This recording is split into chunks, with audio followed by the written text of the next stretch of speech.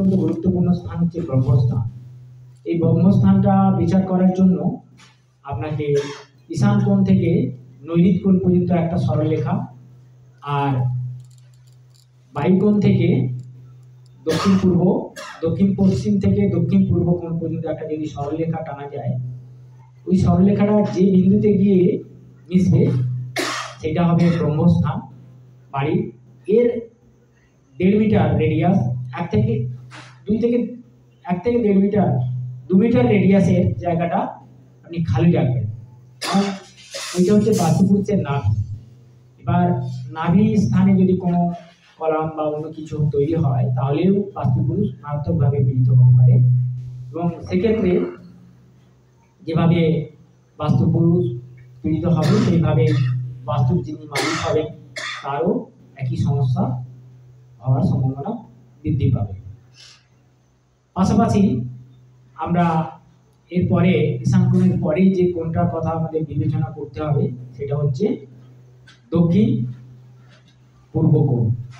এটা আপনি যেদিকে মুখ করে দাঁড়িয়ে রয়েছেন, পূর্ব দিকে মুখ করে যখন দাঁড়িয়ে থাকবেন তখন ডান হাতটা আপনার হচ্ছে দক্ষিণ দিক, দক্ষিণ দিকটা হবে 180 ডিগ্রি, বাম হাতটা হচ্ছে 0 ডিগ্রি, আর ডান হাতটা হবে 180 ডিগ্রি।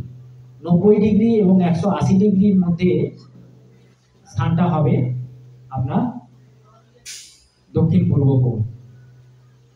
এই কোণের অধিপতি দেবতা হচ্ছে শুক্রদেব।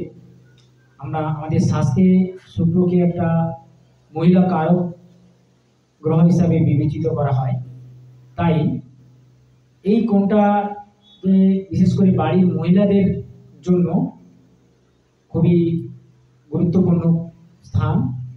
এই জায়গায় যাতে কোনোভাবে পীড়িত না হয়, এই জায়গায় যাতে ল্যাট্রিন বাথরুম বা জলের সোর্স যাতে না থাকে, এই ব্যাপারটা অত্যন্ত গুরুত্বের সঙ্গে বিবেচনা করতে হবে। তা না হলে এই জায়গাটা যদি পীড়িত হয় তাহলে দেখবেন আপনার বাড়ির মহিলারা কিন্তু রোগগ্রস্ত হওয়ার সম্ভাবনা বেড়ে যাবে।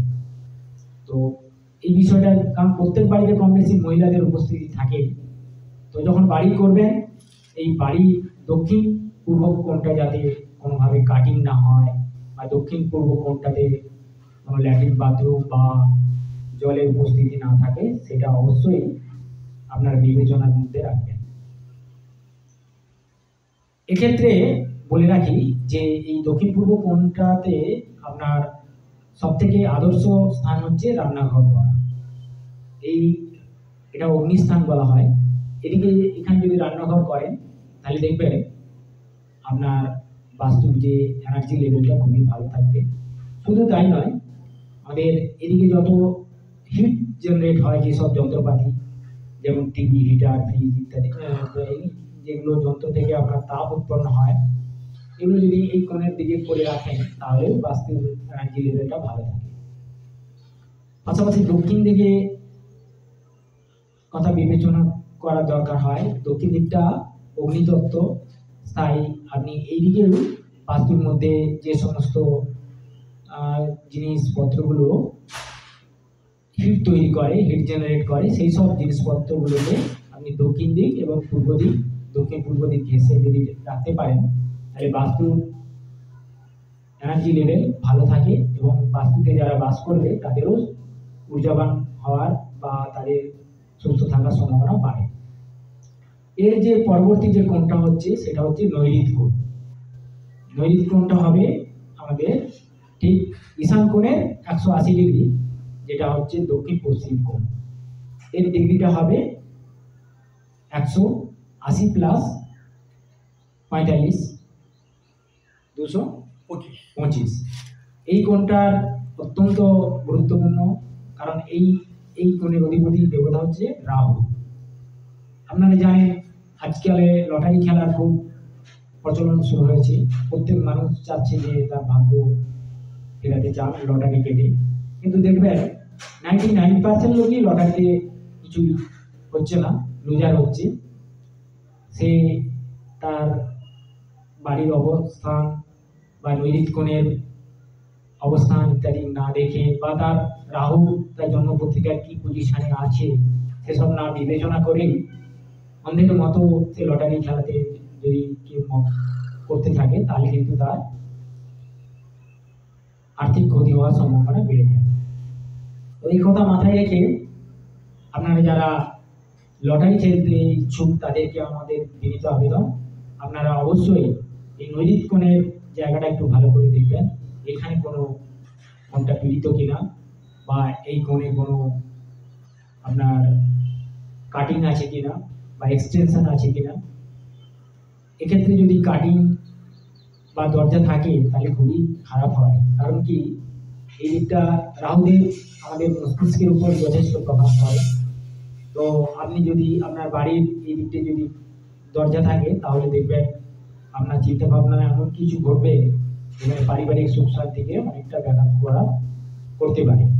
তো এই কথা মাথায় রেখে এদিকে আপনারা ভুলেও দরজা করবেন না। এ প্রসঙ্গে বলি যে আপনাদের প্রশ্ন আসা স্বাভাবিক যে বাড়ির তালে দরজা কোন দিকে করা উচিত। আমাদের শাস্ত্রীয় মতে বাস্তু দরজা উত্তর দিক এবং পূর্ব দিকে হলে সব থেকে ভালো। এছাড়াও পেশা অনুসারে কারো কারো দক্ষিণ দিকেও চলতে পারে, কিন্তু জেনারেল দক্ষিণ দিকে বাস্তু এন্ট্রান্স না হলেই ভালো। যেহেতু রাহু আমাদের বিভিন্নভাবে আমাদের মস্তিষ্কের উপর বা আমাদের বিশেষ করে যারা বাস্তুর মধ্যে যারা স্টুডেন্ট থাকে তাদের এই দিকটাকে গুরুত্ব দেওয়া উচিত। যদি এই দিকটা কোনোভাবে পীড়িত হয় তাহলে যারা পড়াশোনার ছেলে, বিশেষ করে যারা স্কুলে যাচ্ছে তাদের কিন্তু পড়াশোনায় বিঘ্নিত হতে পারে। এদিকে কোনোভাবে পড়াশোনার ছেলে মেয়েদেরকে এই স্থানে যাতে না থাকে, তাদের পড়ার স্থান বা ঘুমানোর স্থান না হয়, সেই দিকটা অবশ্যই বিবেচনা করতে হবে।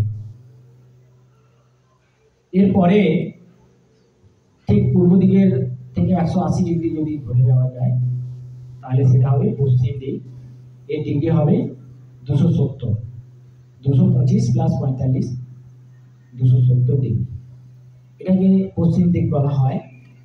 আমাদের বর্তমানে আমাদের আগের যে সমস্ত রাজারা তারা কিন্তু বাড়ি নির্মাণে করতো, তারা বাড়ির বাইরে কিন্তু ল্যাট্রিন বাথরুম করতেন, কিন্তু বর্তমানে আমাদের এই সময়ে আমরা বাড়ির বাইরে